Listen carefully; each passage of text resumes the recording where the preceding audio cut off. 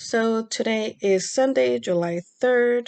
Happy almost 4th of July to everyone out watching this if you're in the United States. And I am on 10 milligrams of the antidepressant trintellix for depression and anxiety, and on 12.5 milligrams of the stimulant mydayis for inattentive ADHD. I also have cerebral palsy, major depressive disorder, generalized anxiety disorder, and attentive ADHD. And for a while, I suspected that I might be autistic, although I went in for a neuropsychological evaluation and I made a whole video about that. And so I went in for that thinking I may be autistic, and the psychologist said that I'm not autistic, that I don't meet the criteria, but that I do have ADHD, and that's when I was diagnosed as an adult about probably a year or two ago. I have a very bad sense of time, so I really don't know how long ago it was.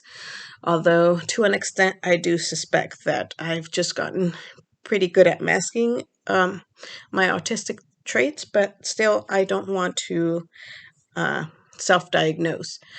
But anyway, this is the second day that I have skipped both my stimulant medication and my antidepressant because I have been going to sleep really late, catching up on orders and projects. I'm a graphic designer and I sell custom t-shirts and invitations and all that.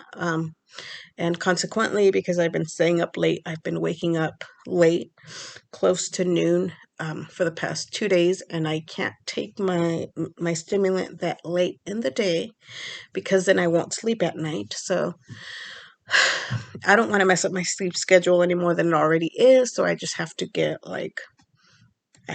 my things under control and prioritize my mental health, right? And try to get my sleep schedule back under control.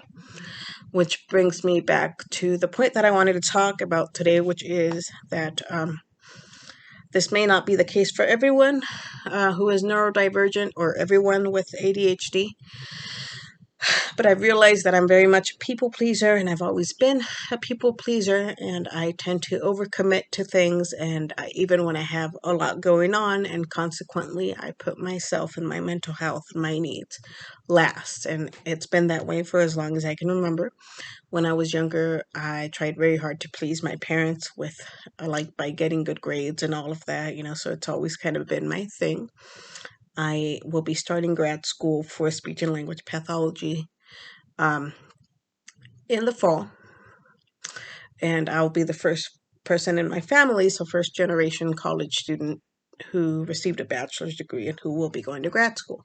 And although that is for me, because I want to get a career and I want to have a stable career, have a stable income for my son and for myself, really. And I know that it will better my future and our future as a whole. I think that it very much started out from a young age. Like I said, people pleasing my parents and people pleasing, trying to people please and impress those around me, right? So it's always been very difficult for me to say no to people. Whenever my aunts or my uncles or my cousins or anybody needed a favor from me, even if it meant that I was already busy, I would find time for it. I never ever said no.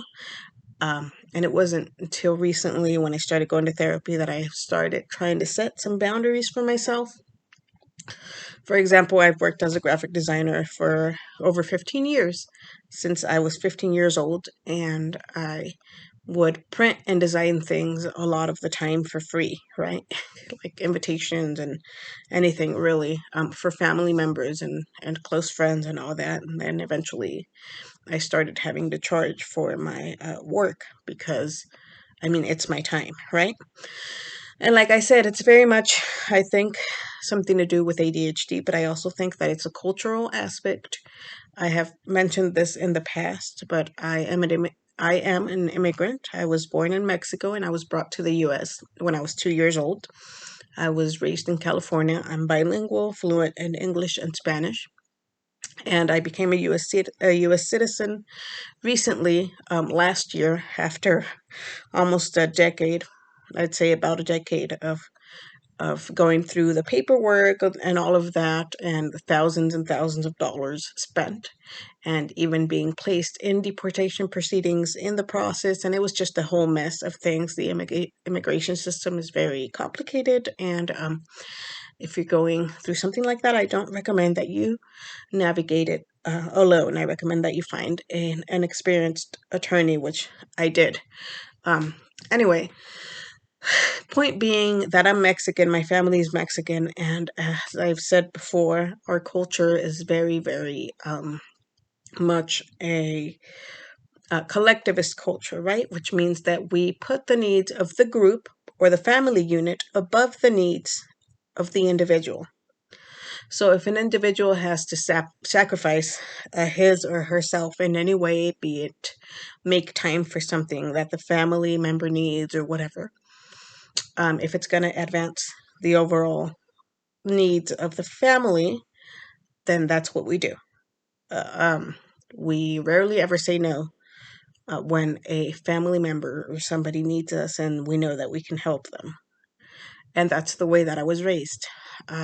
And it has its benefits. I love that my family and I, that we're so close. I love that I can depend on them when I need them, but it's also somewhat of a toxic system, right? Because you learn to put yourself and your own needs last. And so you become somewhat of a doormat in a way, right? And so let me give you guys an example. Um, I have a friend of she's closer to my sister. My sister met her, and then she became close friends of the family. And she went to the community college and is going to the community college where I originally got my associates about 2 years ago. And she is, like I said, a close friend of the family, and she has a daughter. And over the summer, about 2 years ago, she needed me to babysit. And so I did. I would babysit her for an hour, sometimes more, and charge her like a minimal fee, like ridiculous, like $10 or $15 or something, right? And even when I had a lot going on, even when I wanted it to be just maybe a weekend with my son, and because at this time I was also a full-time college student, and I had my graphic design business and my Etsy shop and all that I also had to work on. Whenever she needed me to babysit her daughter, I would always say yes. If I was at home and I knew I was going to be at home, I would always say yes, regardless of whatever I had going on. Also, I've said that I've been a graphic designer for over 15 years, and for like the past, um,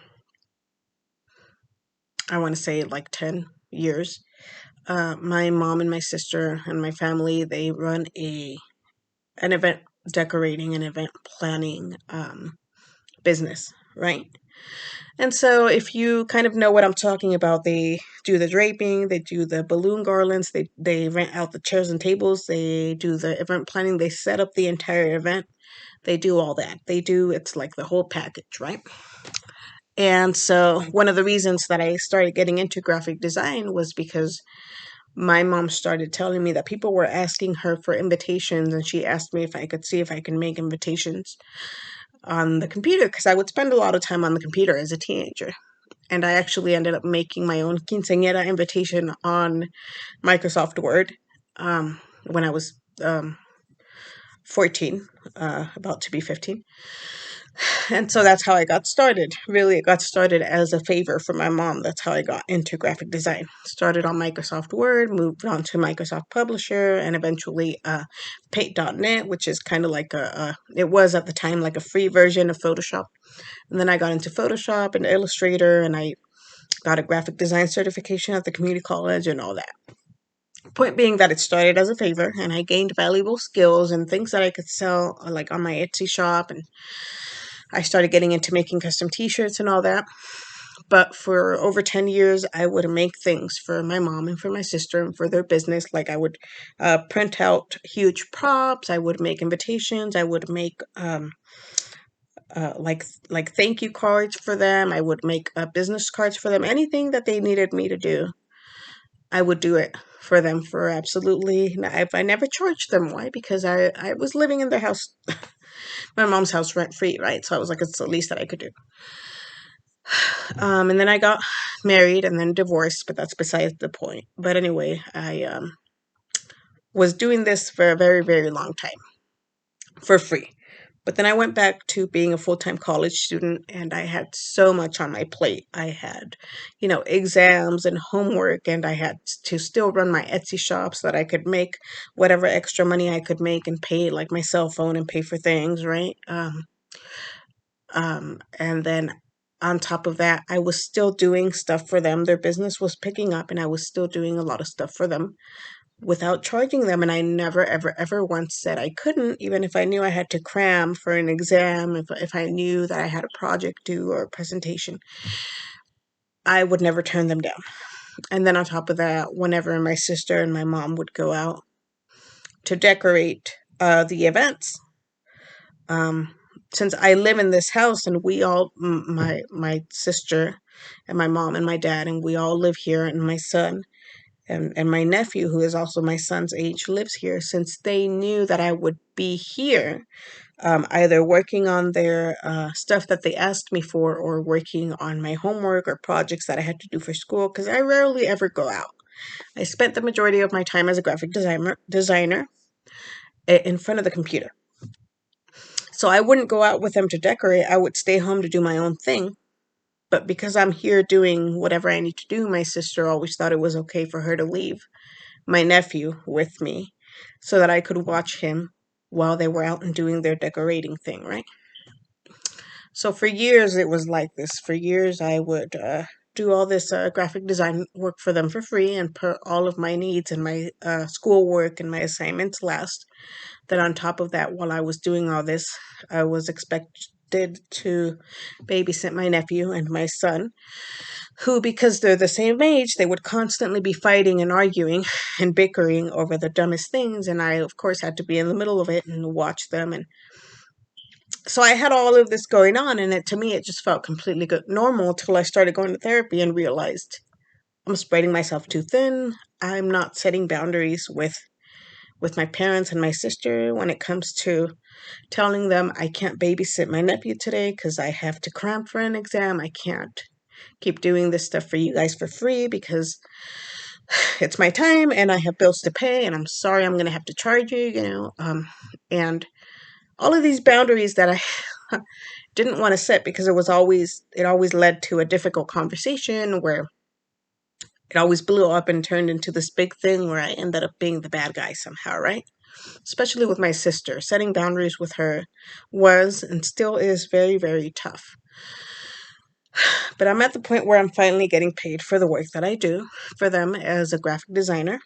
And of course, I pay rent now, so a lot of the money that they pay me just ends up going back to towards the rent that I pay. And I'm at the point where I can say no when they need me to babysit my nephew. And they don't always like it. My sister doesn't always like it, but my brother-in-law's sister is now living with us, and so she has kind of taken over the job of babysitting my nephew when they're out during their events, decorating and all that. Excuse me. Where was I going with this? Okay, so that girl that I was talking about earlier that I used to babysit for, that was my sister's best friend, right? I haven't babysat for her in a while. And a couple days ago, I was at the gym, and she messaged me and she said, "Can you babysit her starting?" She said starting next week in July, because she was going to take us. She's still at the community college, and she was going to take a summer class. And those of you who know about summer classes, you probably know that they're accelerated classes because they cram like a semester's worth of a work into 4 or 5 weeks. And so because of that, the classes generally last all day. And I said, "Well, what days and times do you need me to babysit?"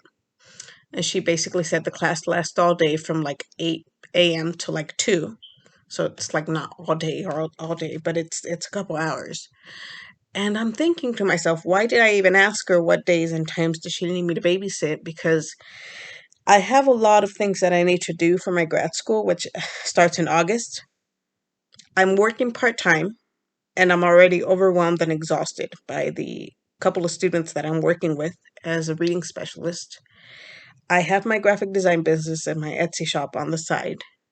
I want to spend more time with my son during the summer, this 1 month of summer that I have left. I already have all these things going on. Why did I even ask her, what days and times do you want me to babysit? And right now, I don't have any students that I work with on Wednesdays or Fridays. And those are my off days and days that I need in order to recover. Because if you've been watching my videos, you probably know I've mentioned this, that because of all the mental health issues and things that I deal with, I become easily overstimulated and I need a lot of time to recover from being social, from going to people's houses as a reading specialist and spending an hour or 2 hours with their kids and having to act like a functioning adult, and the social anxiety and all of that, having to mask constantly gets to me, even if it's just a couple hours of the week out of the week. And I feel like I need Wednesdays and Fridays and the weekends to kind of recover from that. So I I was about to message her to tell her, oh yeah, I can babysit Wednesdays and Fridays, I'm free. And I actually typed that out, but right before I hit send, I decided to delete it and I sent, sorry, that doesn't work with my schedule. And I gave her some alternatives to where she could find some babysitting, free babysitting. And she said, oh, but the thing is that I don't trust people I don't know. And I said, yeah, I know what it's like. I hope you find something that works for you. And I felt a horrible sense of guilt saying no because, like I said, I'm naturally a people pleaser. But to an extent, I'm glad that I did because I cannot take on more than I have. And if you spread yourself too thin like I do, and whether it's a neurodivergent thing or a cultural thing, I invite you to kind of examine that and reflect on that and ask yourself why it is that we do that, and try to start putting your mental health needs and yourself first and learn to kind of prioritize yourself. And I know that if you come from a collectivist culture like I do, it's very difficult to set boundaries. It's very difficult to say no. You don't even know where to start. And when you do start doing that, a lot of people are going to think of you as the bad guy, or they're going to say that you're being unreasonable, or selfish. But sometimes we have to be selfish because we can't be the best versions of ourselves and for our families and for our loved ones if we don't prioritize our needs and our mental health, right? Um, so, yeah, that's all I wanted to talk about today.